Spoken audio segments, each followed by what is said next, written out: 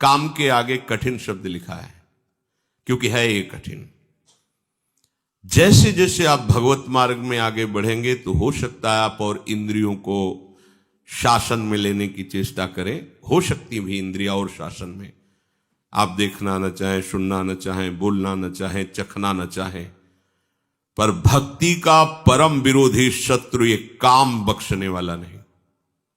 ये बहुत भयानक शत्रु है काम, जनेन्द्रीय जन्य संयोग जन्य काम। प्रायः मार के गिरा देता है, आगे नहीं बढ़ने देता। ये काम शत्रु ऐसा है, सबसे बड़ा भयंकर ये राक्षस है। ये इतना खाता है फिर भी कभी अघाता नहीं, अर्थात चाहे जितना भोग लो कभी तृप्ति होने वाली ही नहीं है। भगवान ने इससे बहुत बड़ा वैरी कहा है गीता जी में, और अर्जुन से कहा मार इस दुश्मन को, मार सबसे पहले इस काम को गिरा। अब आप विचार करके देखो, यदि आप अपने हाथ से ही अपनी वासना से, अपनी कामना से, अपनी चेष्टा से इस काम का स्वागत करते हैं तो आपकी कहां स्थिति होगी। जबकि इस दुश्मन को दुश्मन मानकर मारना है। अगर इसकी प्रेरणा के अनुसार आप कोई कार्य करते हैं तो आप इसका स्वागत करते हैं। जहां काम है वहां प्रेम का प्रादुर्भाव होना अत्यंत कठिन हो जाता है। हो सकता है प्रेम, क्योंकि भगवान का अंश है, पर इसे त्यागना पड़ेगा। और बहुत सुंदर काम के नाश का उपाय श्री चतुरासी जी की फल स्तुति में वर्णन करते, भाव जल निधि को नाव, काम पावक को पानी। और श्रीमद् भागवत में शुकाचार्य रास पंचाध्याय का फल स्तुति में वर्णन करते हैं कि ये जो ब्रजबधू की रास क्रीड़ा श्री कृष्ण के साथ है, इसका जो गायन करेगा उसका हृदय रोग नष्ट हो जाए। विक्रीडितम ब्रजबधू भिरदम च विष्णु, इस श्लोक में वर्णन किया है। यदि हम प्रभु का स्मरण, प्रभु की लीलाओं का गायन करें तो बहुत जल्दी इस हम काम रोग से बच सकते हैं। इसकी बचने की एक वृत्ति है, युक्ति है। अगर वो आप पास रख लें तो आप बच जाएंगे। वो युक्ति नहीं है तो फिर आपको घसीट ले जाएगा। ये अनुभव की बात कह रहे हैं।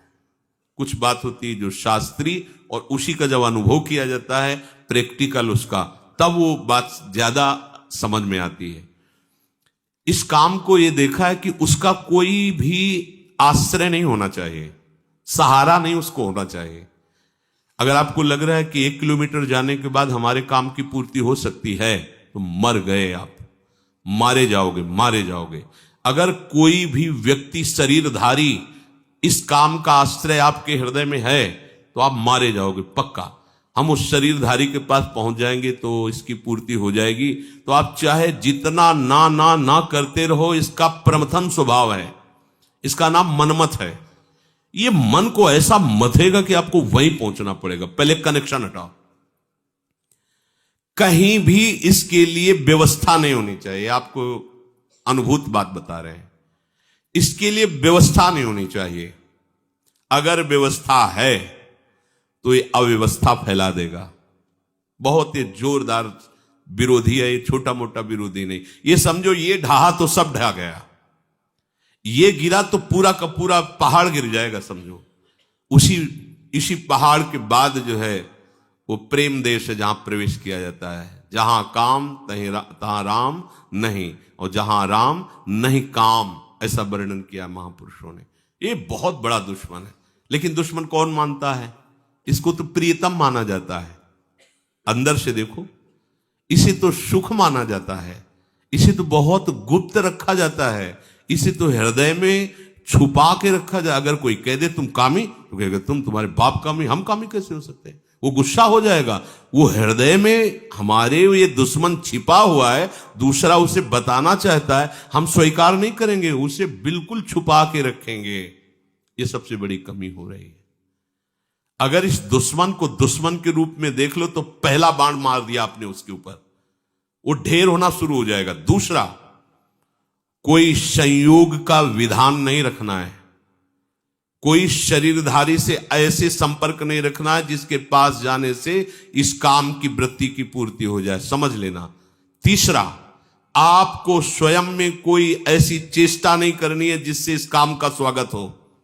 काम के द्वारा प्रेरित कोई भी ऐसी चेष्टा नहीं करनी, उसको सहना है।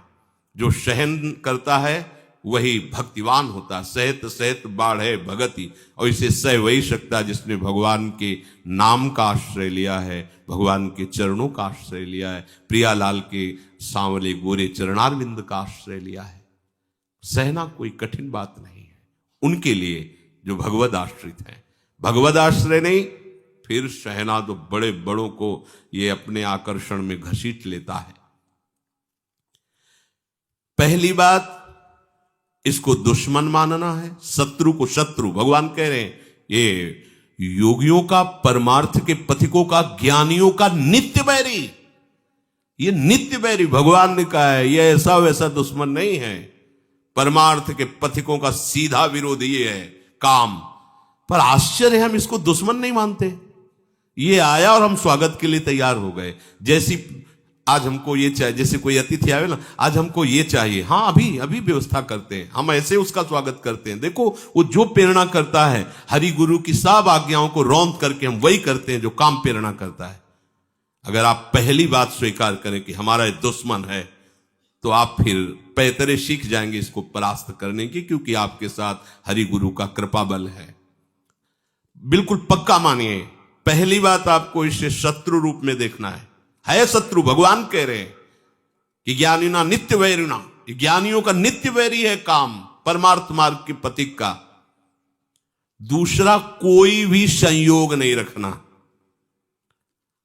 सच्ची मानिए, यदि आपके संयोग का है तो कई किलोमीटर पैदल चलवा देगा। कुछ भी न जाने कितने बहाने, न जाने कितने नाटक ये करेगा। बिल्कुल आप ये समझ लीजिए कि वो हम वाणी से नहीं कह सकते। ये भगवान व्यास देव जी कह रहे हैं, बलवान इंद्री ग्रामो विद्वानमपि करसति, विद्वानमपि करसति। अज्ञानियों की बात जाने, ज्ञानियों का नित्य बैरी है। तुम्हें शास्त्र का ज्ञान सब है, पर संयोग से कभी भी किसी भी तरह से इस काम का स्वागत नहीं होने देना। अब आप अपनी दृष्टि डालिए, कोई ऐसा तार तो नहीं है जहां इसको स्वागत के लिए हमारी गुंजाइश हो। बिल्कुल उसे काट दीजिए।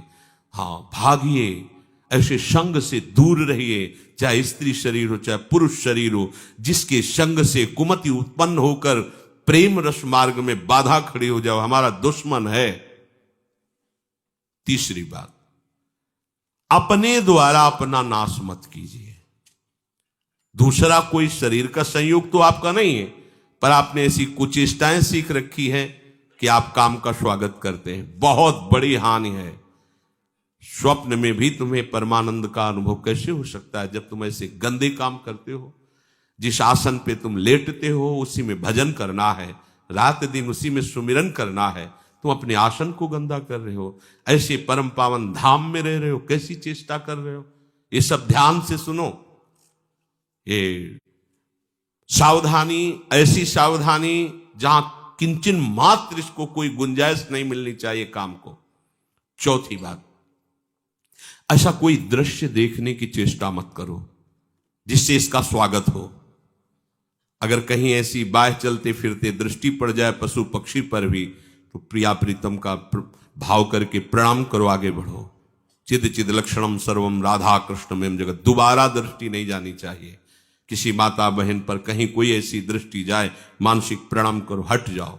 जो चाहे आपन कल्याणा, सुजस सुमति शुभ गति शुभ नाना, सो परनार लीलार गोसाई, तजौ चौथ के चंद किनाई।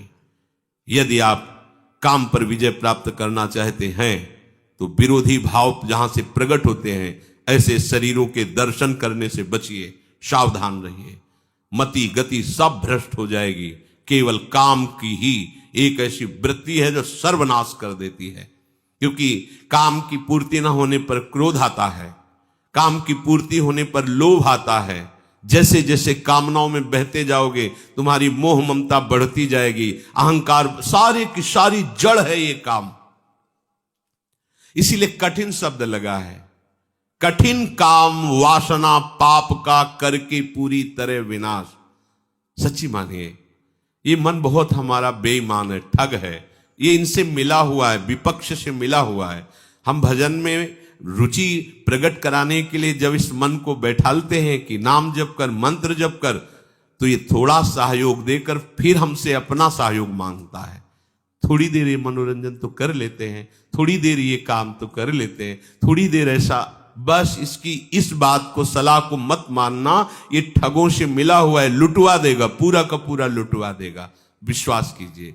फिर आगे चलकर एक ऐसी स्थिति आती है जिसमें काम का स्फुरण होता है। ऐसे स्फुरण हुआ, शांत हो गया, क्योंकि उसके लिए कोई भी बढ़ावे वाली वस्तु नहीं रह गई, न स्वयं में क्रिया है, न कोई संयोग का विधान है। तो ऐसे स्फुरण हुआ, खान पान या किसी जरा सा क्रम बिगड़ गया, ऐसे स्फुरण हुआ, फिर शांत।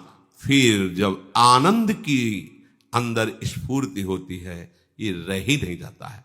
फिर जब भाव प्रकट होता है तो आसपास विषय बिछा हुआ हो तो भी जैसे भुने हुए चने में कहीं अंकुरण नहीं हो सकता, दिखाई चना वैसा ही देगा आपको, वैसी आकृति वैसा, पर उसे कितना भी खाद पानी लगा दो नहीं, ऐसे ही नहीं। स्वात्मारामम विषय मृग तृष्णाम भ्रमयति, जो आत्मस्वरूप प्रभु का साक्षात्कार किए हुए उसमें काम वासना का उदय ही नहीं होता है। ऊसर बरसई तृण नहीं जामा, संत हृदय जिमि उपज न कामा। जैसे ऊसर भूमि में कितनी भी जल खाद लगा दो अंकुरण नहीं हो सकता, ऐसे ही संत हृदय में कभी काम का प्रवेश नहीं हो सकता। पर पहले था, फिर भगवत आश्रय से, भगवत चिंतन से, भगवत कृपा बल से नहीं। ऐसा नहीं कि कोई गर्भ से पैदा होते ही निष्काम, या तो भगवान है या तो भगवत प्राप्त महापुरुष जगत कल्याण के लिए जो आते हैं वो होते हैं। तो अपने को हारना नहीं, क्योंकि अपने पास प्रभु हैं, प्रभु का बल है। कठिन काम वासना अपने सबसे बड़ी गलती करते हैं। इसको पहली बात दुश्मन नहीं मानते, दूसरी बात इसकी व्यवस्था रखते हैं, तीसरी बात स्वयं क्रिया की चेष्टा करते हैं, चौथी बात हम ऐसे उसके बढ़ाने वाले दृश्य देखते हैं, बातें करते हैं, सुनते हैं।